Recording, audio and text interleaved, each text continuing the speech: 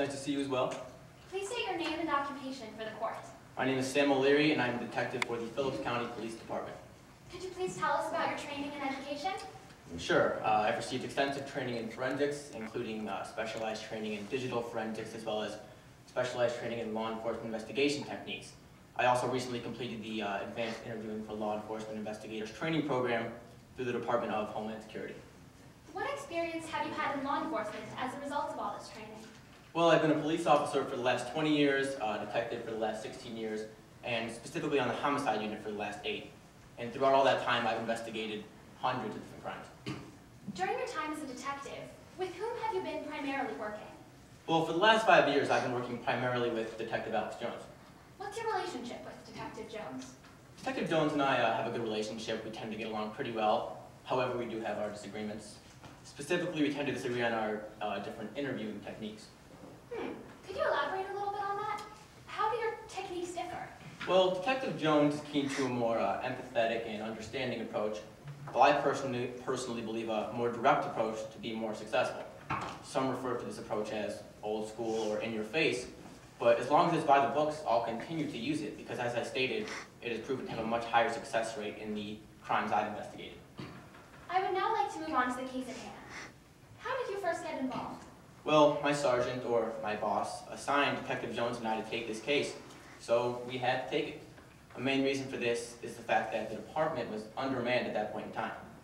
Now, what were your first steps in the investigation? Well, we had received 2 anonymous tips that linked both Dakota Allen and Quinn Patel to the fire, so we wanted to pick them up and ask them a few questions. Was any consent needed in order to take the suspects for questioning? Consent was needed, and we received that both from Quinn's parents as well as Dakota's father, and both Dakota and Quinn came willingly. We did not force them to come with us.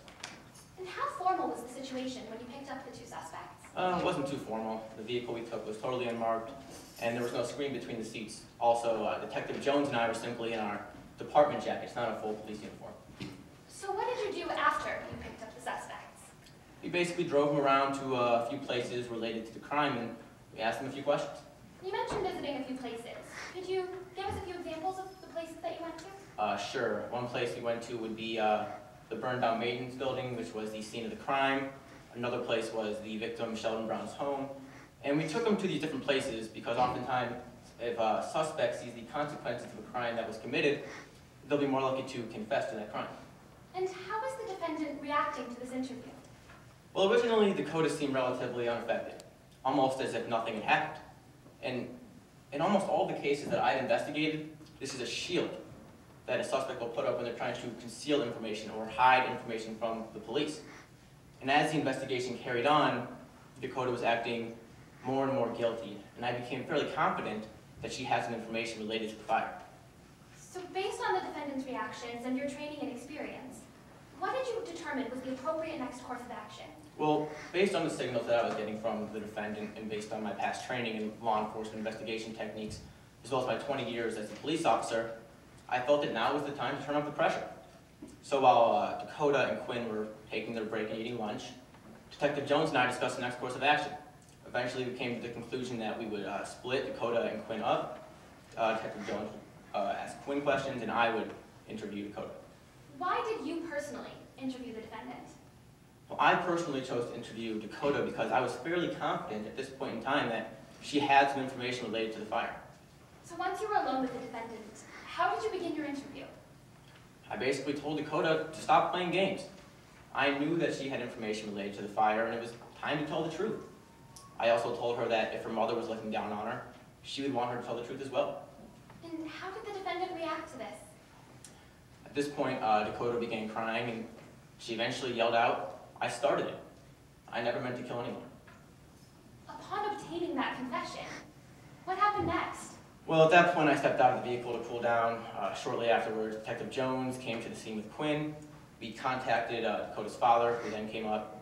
And at that point, Dakota actually ran up to her father and confessed again and said, "I did it. I did it, and I'm so sorry." So overall, how closely was proper police procedure followed throughout the entire interview process? Well, it was followed very well. Now, I'll be the first to admit this interview got heated at points. I used a loud voice. But that's necessary in order for my tactics to be effective. This interview fell directly in line with the hundreds of interviews that I've conducted in the past, and correct procedure was absolutely followed. So now that you had heard this confession twice, how did you proceed? Well, at that point, we took the defendant to the police station, at which point we filed the felonies for arson as well as the murder charges.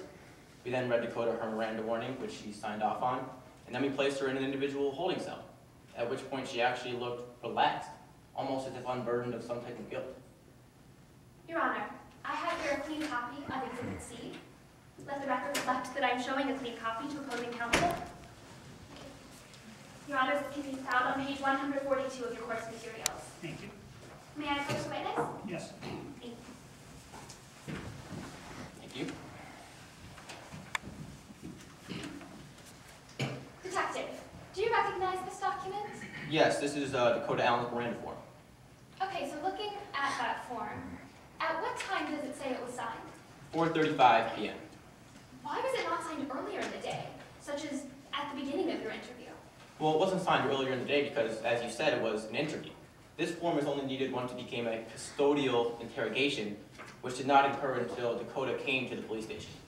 In what circumstances of the previous interview made it merely an interview? Well, for one thing, we had informed both Dakota and Quinn that they could call their parents at any time. Neither of them chose to do so. We told them that they could call an attorney at any time. Neither of them chose to do so. In fact, I was the one who had to contact both Dakota's parents as well as Quinn's parents to inform them that everything was going well. And neither set of parents voiced any concerns whatsoever. All right, now take us back to the events in the police station. How did the defendant's father become involved in this process? Well, Dakota's father came to the station with Dakota's attorney for some type of interview. And it was at that point that Dakota's father brought her prescription medication. And this was the first time during the entire investigation, the entire process, that I had heard anything of any type of prescription medication at all.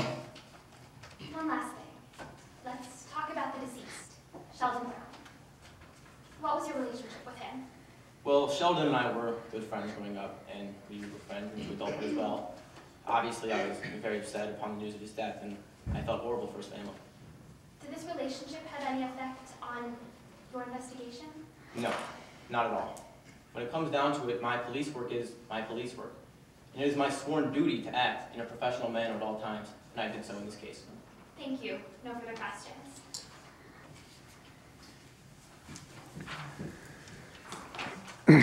Cross-examination. Yes, Your Honor.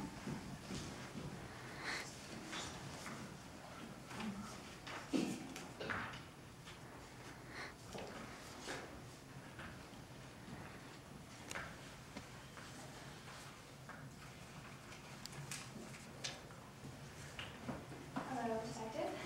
Hello? Just to reiterate a few points, you've been a police officer for the past 20 years, correct? That's true? And a detective for the past 16? Yes. And on the homicide for the past 8? Yes. And you've been extensively trained in forensic investigations, is that right? That's true as well. And that training included crime scene investigation techniques and digital forensics, am I right? Yes? And you've also recently completed the Advanced Interviewing for Law Enforcement Investigators Training Program, correct? That's true as well. And did your program cover interrogating emotionally vulnerable 15-year-olds? Yes. It did. Yes. And going back to your training, I was just wondering if that was where you learned your old school technique, or as you mentioned, we like to call it the in your face. Well, all of my training combined and my experiences taught me those techniques. But did you learn it, was it taught specifically in your training program? Well, in all my training programs, I But learned... the one that I just mentioned. Which one was that?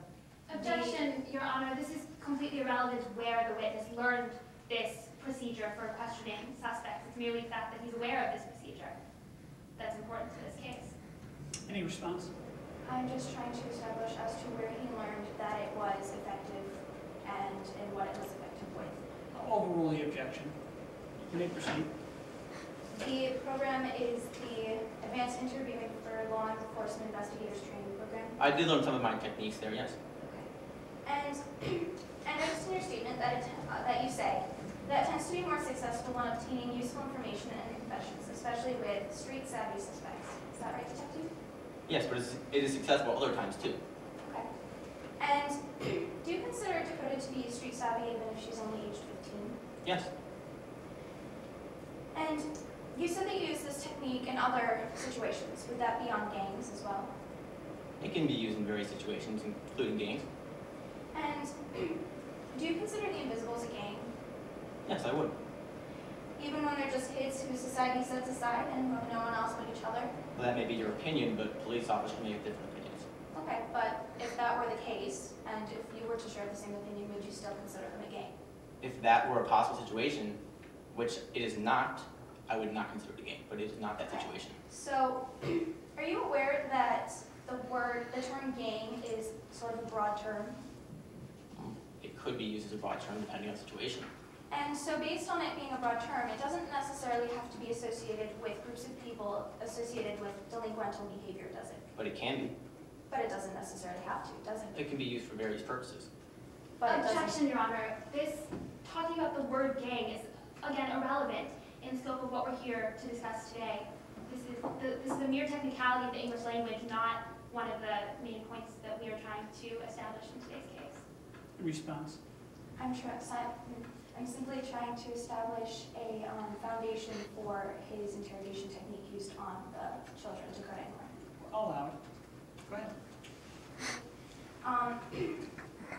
So could you please answer my question? I'm sorry, could you repeat the question, please?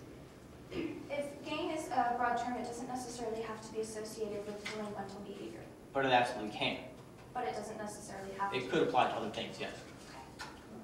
And so, assuming that the gang that you're referring to is, well, actually, no, you just answered that, okay. So, I noticed in your statement that you claim to be a guy with a book as well, is that right? Of course. And you were personally affected by the incident, is that correct? Sheldon was my friend. I did have some personal connection to the incident. Okay. And Mr. Brown is the one that died, right? Yes. And you were very upset when you heard the news, is that right? Of course, as would anybody. And you felt bad for his family, is that right? Again, as would anybody, myself included. Okay. So were you emotionally vested in this case in one way or another? You could say that, but I acted professionally at all And times. so, Objection, Your Honor. The opposing counsel is not allowing my witness to answer the question. She's cutting him off.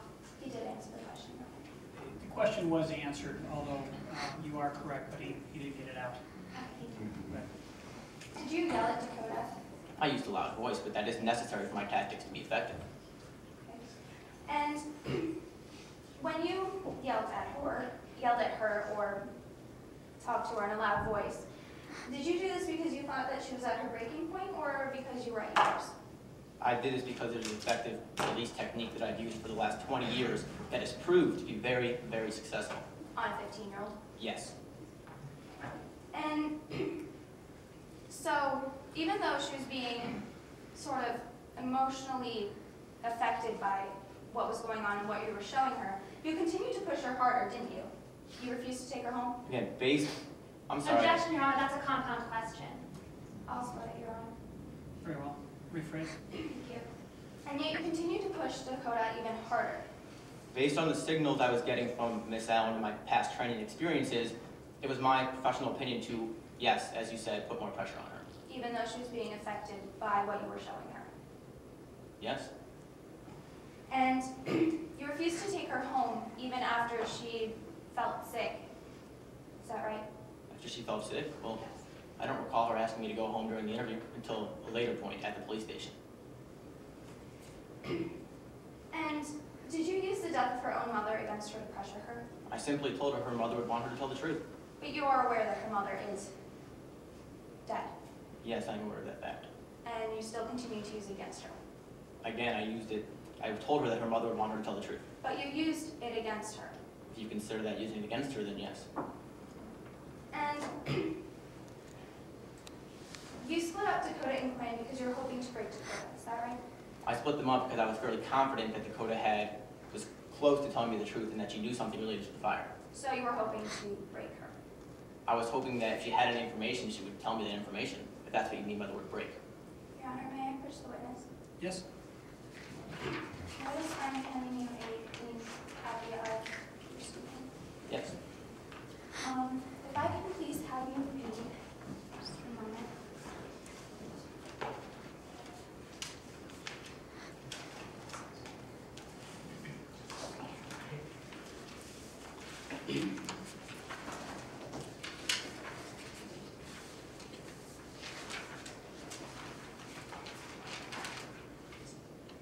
please have you read line 801 to 803 on page 150? Show some documentation for what he's holding in his hand, please. Oh, I'm quite I am trying to clear up an answer because in his statement it says one answer and No, he's what another. did you hand him? Oh, his statement. Objection, Your Honor, we didn't have a chance to see whether or not it's a clean copy. Right here. I can Just show you. Why don't we do this? Why don't you return that document to counsel? You want to show it to opposing counsel? Sure. Thank you. You're welcome. Copy the statement. Thank you. Thank you. And would you like me to repeat the lines? You said 801 to 803, correct? Yes. At 2 p.m., we split them up into different cars. I kept the defendant in our cars, as at this point I was confident that it was Dakota that had information or had been involved, and that one-on-one I could break Dakota. Okay. This is what I told you originally. You had originally said that you hoped that she had information that she would tell you. You never said Those that. are equivalent statements. What I just read and what I said to you. Okay. And did you ever think about what would happen to Dakota when you were done with her? About done breaking her and using her mother's death against her?